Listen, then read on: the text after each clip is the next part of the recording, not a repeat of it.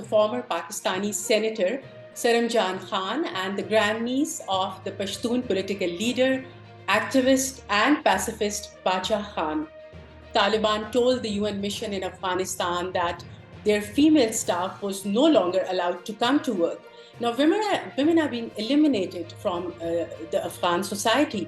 I was worried what would happen to the women and the gains that they had made specifically.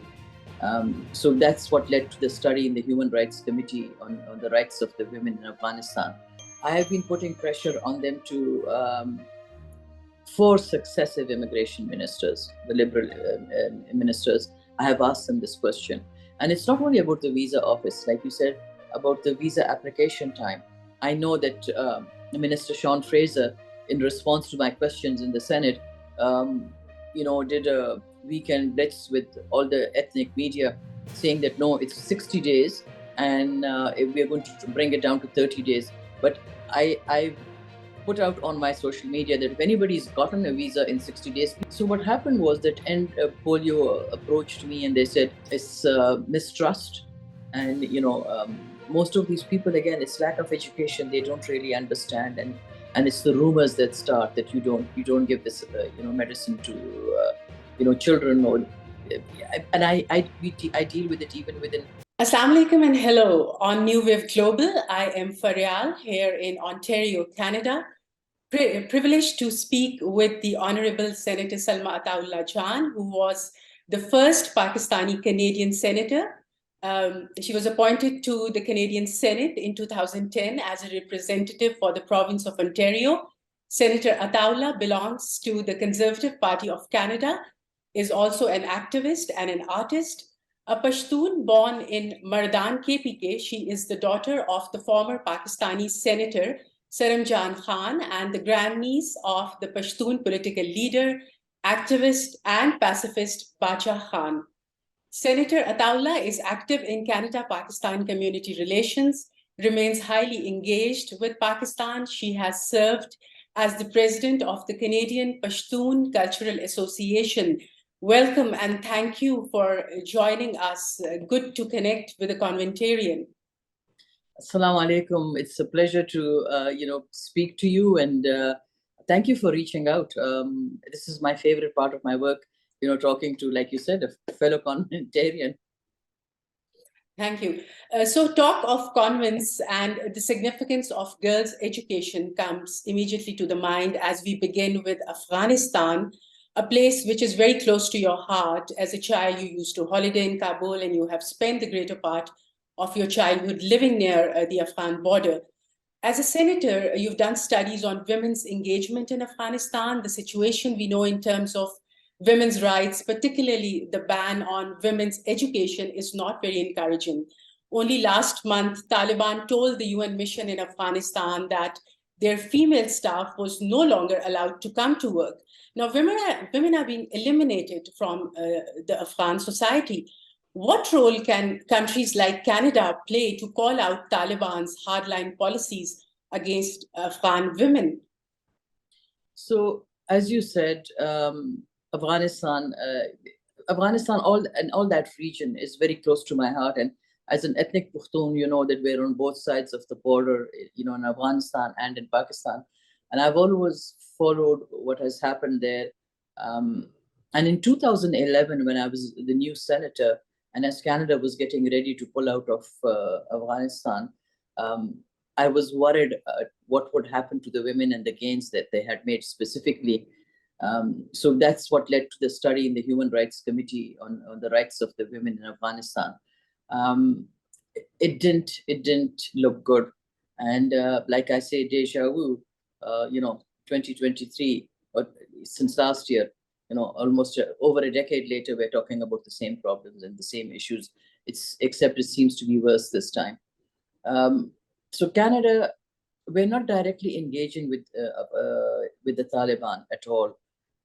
In fact, we've had in the Human Rights Committee, of which I'm chair, we did a spot study on, because we heard from our aid agencies and our NGOs, those who were on the ground in Afghanistan, that they could not do any work.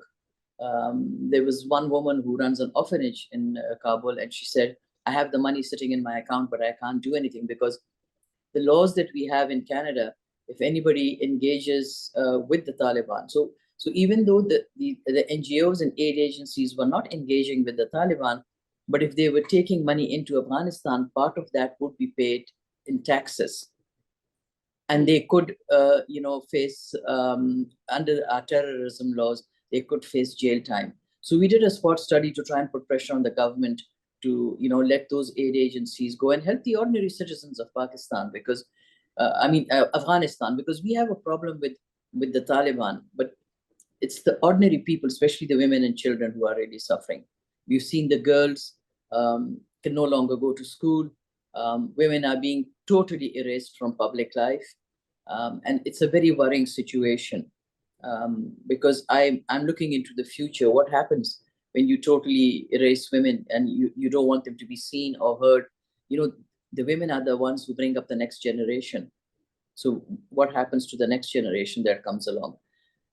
We're concerned. We keep raising the issue. We have meetings. I've had 2 meetings with the former Speaker of Afghanistan.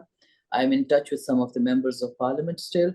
And we continue to amplify our voices, because as long as you continue to talk about it, because you know what happens in the world, there's so many issues right now, and one conflict will take over another conflict. And unless there are people who continue to talk about, certain areas, those areas kind of go into the background, and their people don't remember them, because the public, sometimes can have a short memory.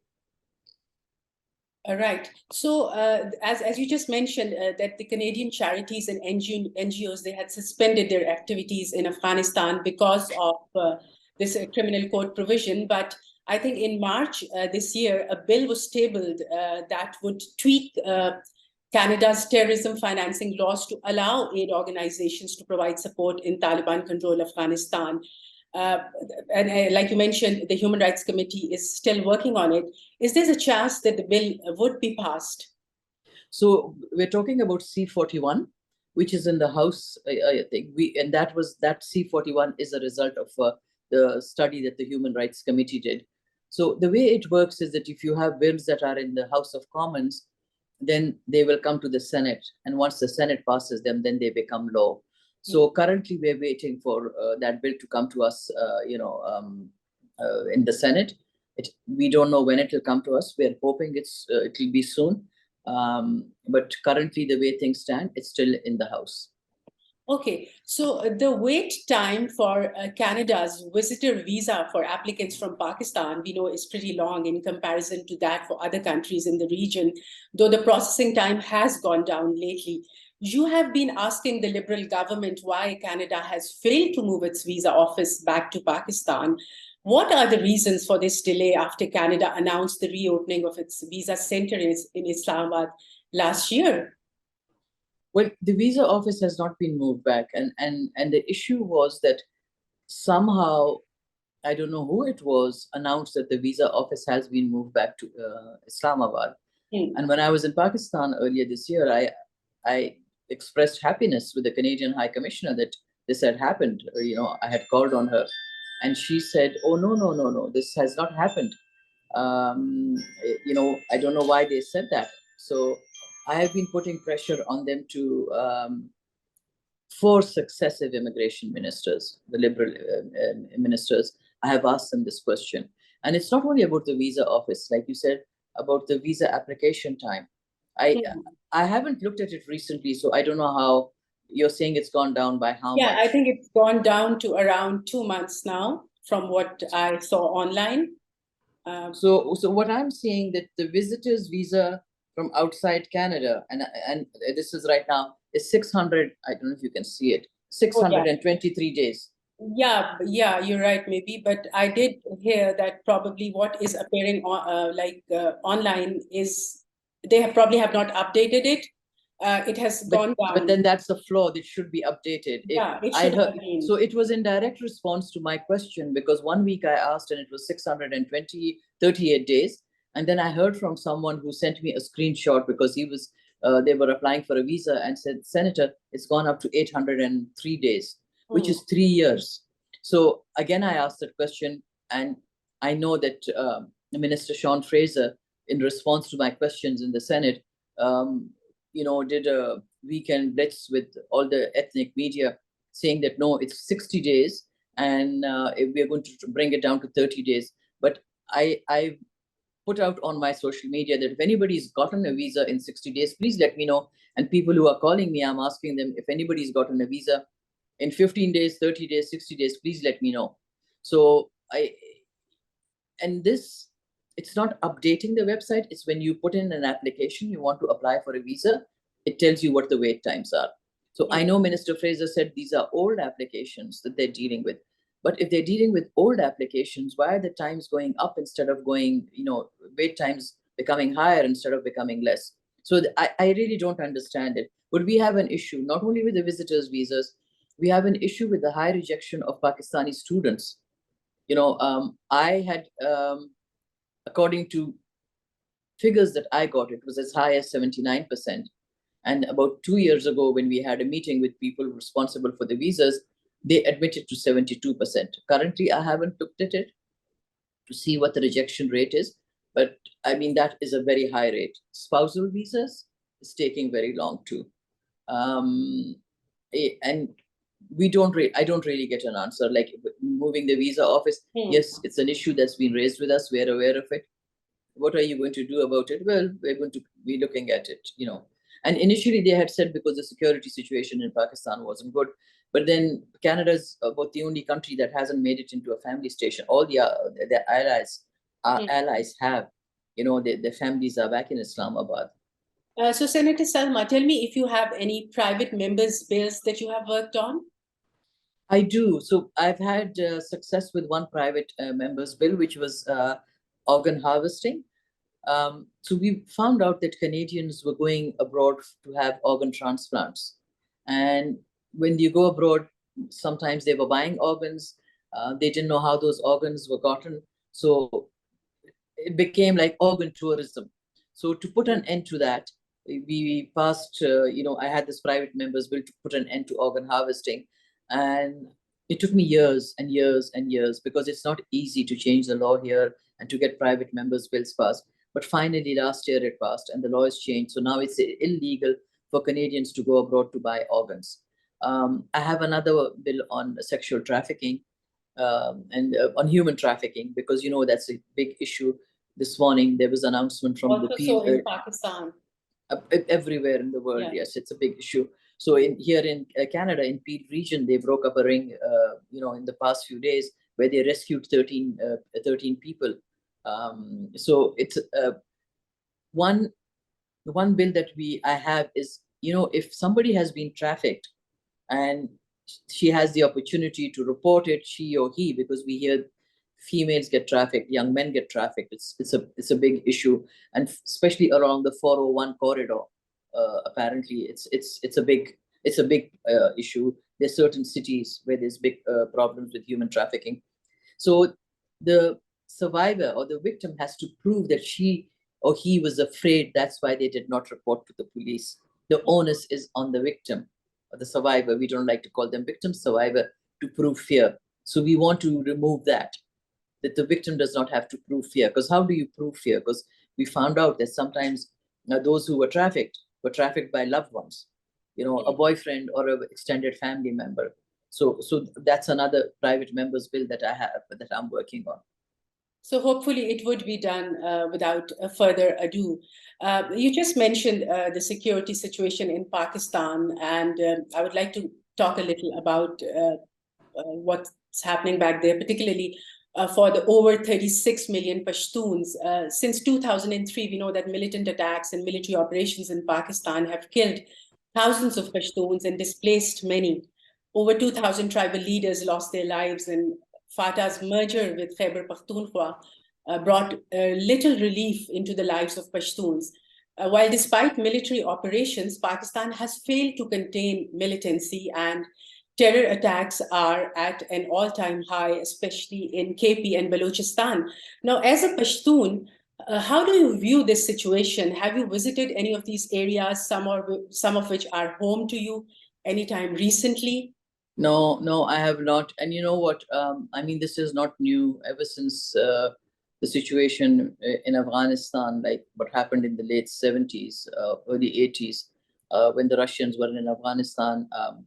Uh, there's not a single family that I don't know in Pukhtunkhwa that hasn't been impacted by terrorism. And I always remind people when they talk about Pakistan, and I say the ultimate sacrifice has been paid by Pakistan. The loss of civilian lives, uh, and in Pukhtunkhwa, our police, the amount of police that have been lost to terrorist attacks. So, you know, we keep hoping that things will turn, but I mean, I haven't gone to any of the tribal belts. I'm here in Canada, and kind of I have to tell you that I don't have any of the Pakistani channels. I sit in a hotel in Ottawa, go home for 2 days.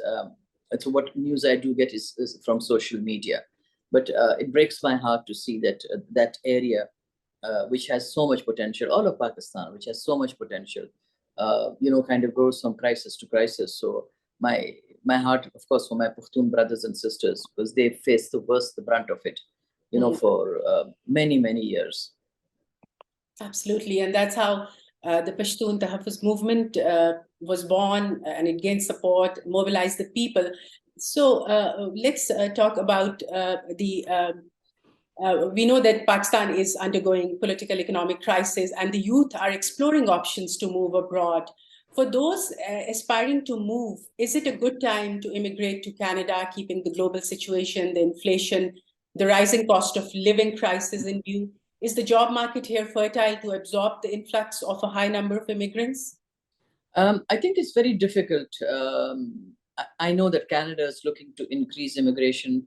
Next year, they're looking at 500,000, to bring in 500,000 new immigrants.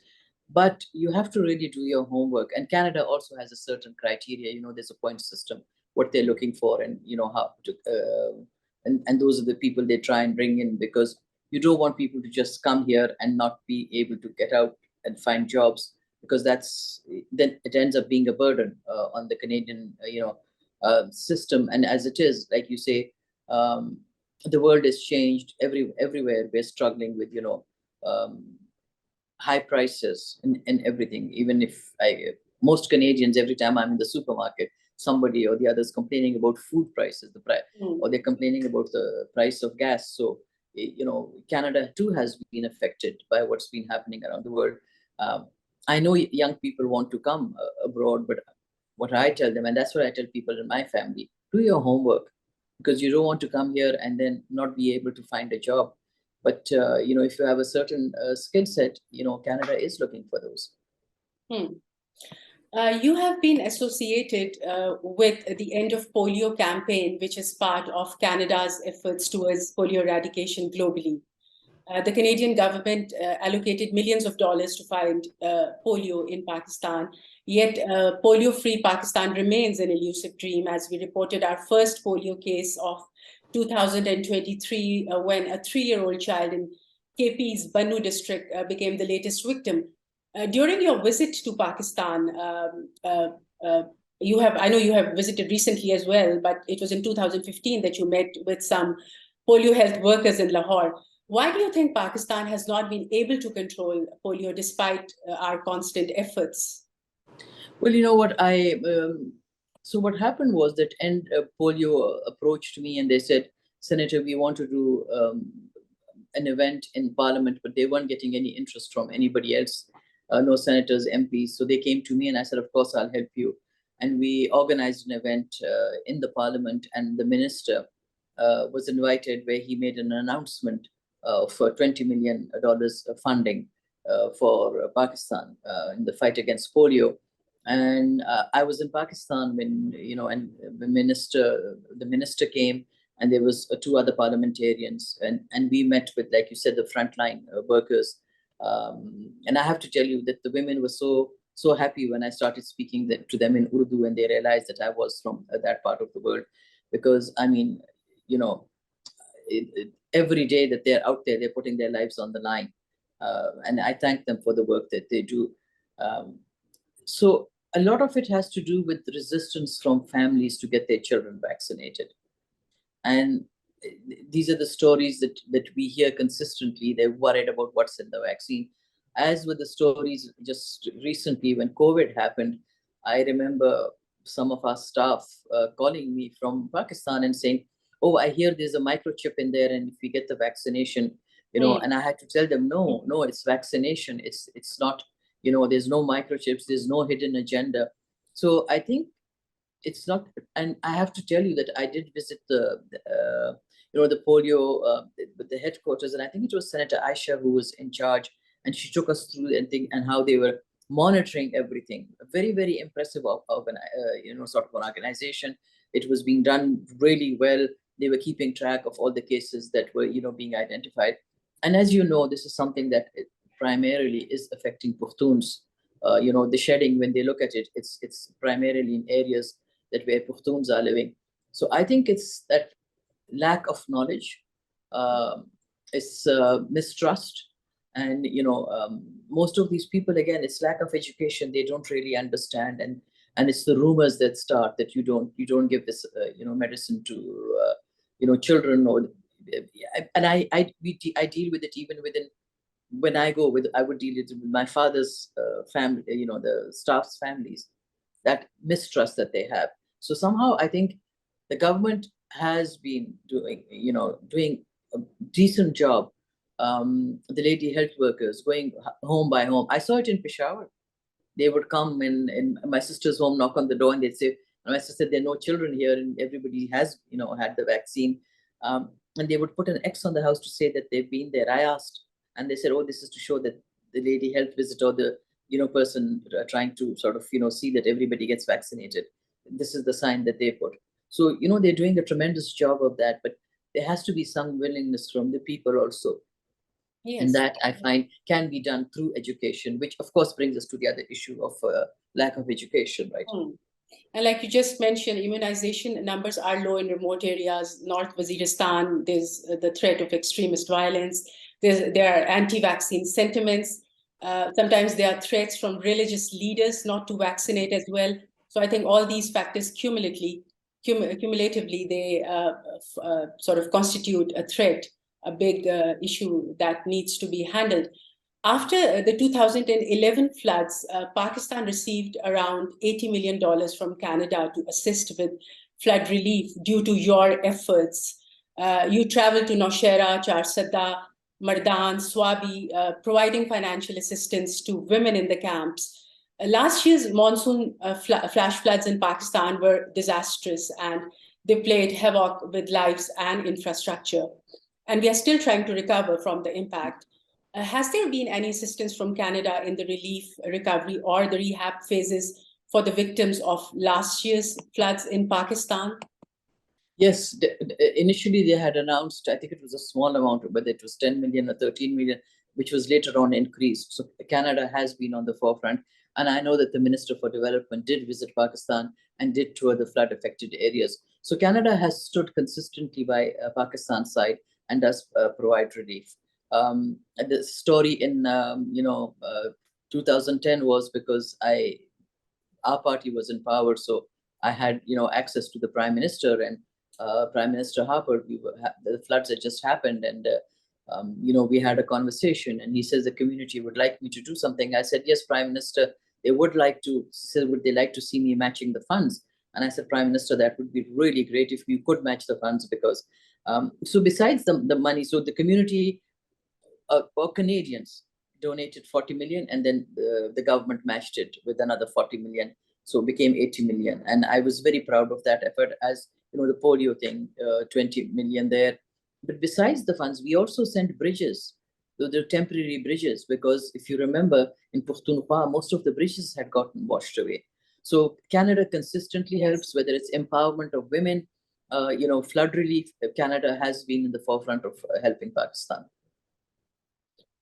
A letter undersigned by 16 Canadian MPs, mostly of Pakistani origin, was written on the 19th of this month to Prime Minister Justin Trudeau, expressing concern over the simmering situation in Pakistan after the arrest and release of Imran Khan.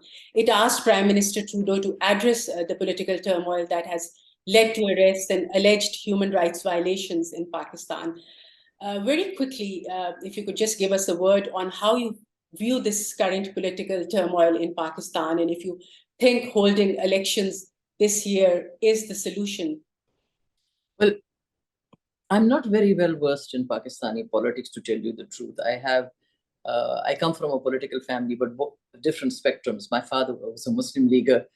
Our family is ANP. I have friendships, with the political leaders of all stripes from Pakistan. We meet, when I go to meetings. But I'm very concerned because I feel it sets Pakistan back. Pakistan as a country has so much potential. And it also, like you're saying, alleged human rights abuses. So those of us who are on social media, you hear different things from different things, and you don't really get a clear picture of what's happening because there's so much misinformation on social media that you can't base your views on that. And when I was there in January, everything was, everything was calm, everything was good.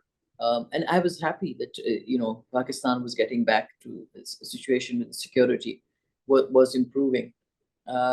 And when I do go, it's always a personal visit. A couple of times we've been part of a delegation. I think in 2018, I was part of a delegation, and then there was 3 parliamentarians where we went and we visited Lahore, Karachi, went to some of the schools, met some NGOs in Islamabad. Otherwise, it's always a quick private visit to see the family. You are an art lover and also like to paint yourself. You organized the Pulpati truck art exhibition last year at the Senate of Canada to promote Pakistani art. In your paintings, which mediums do you prefer to use? Which subjects do you paint? The muses that you draw your inspiration from? Tell us about Salma, the artist. Well, Salma, the artist, got into painting because I had always liked it. But, life happens. I got married, came to Canada, had children, kind of put it aside. And when my youngest daughter, Shanzeh, she was about 4 years old, I thought, okay, time to get back to painting. So, I started painting again. I do a lot of street scenes from Pakistan, though when I started painting, I wanted to paint flowers. I'm also a nature lover. But I ended up doing a lot of street scenes from Pakistan. I like to use watercolor medium. It's a difficult medium, but I like the effect of watercolors. I have experimented with acrylics a little bit, but mostly for me, it's watercolor. And I loved having that exhibition, the pool party we gave. We gave the embassy was very supportive, the High Commission here, and we had a lunch for the senators and the MPs, and everybody came, and there was a live painting session, and I got one of our leaders to even, come and paint something, and they loved it because they had never seen anything like that. And then what we did was that we drew for the painting, and one of the staff won it. She was so thrilled, and everybody had a really, really good time. But it's also showed my fellow parliamentarians that there's so much more to Pakistan. It's not just the headlines that you hear. There's more to Pakistan. There's a history, 1,000 years of history, of art and culture, and of course the clothes. I always try, and I'm doing something like that, is to wear, traditional my shalwar kameez. And on the 18th of this month, we hosted Abu Farid and Ayaz Farid Kawals in the Parliament of Canada, and we had 250 people turn up. We had parliamentarians, we had ambassadors, and we had local community from Montreal, Ottawa, and Toronto.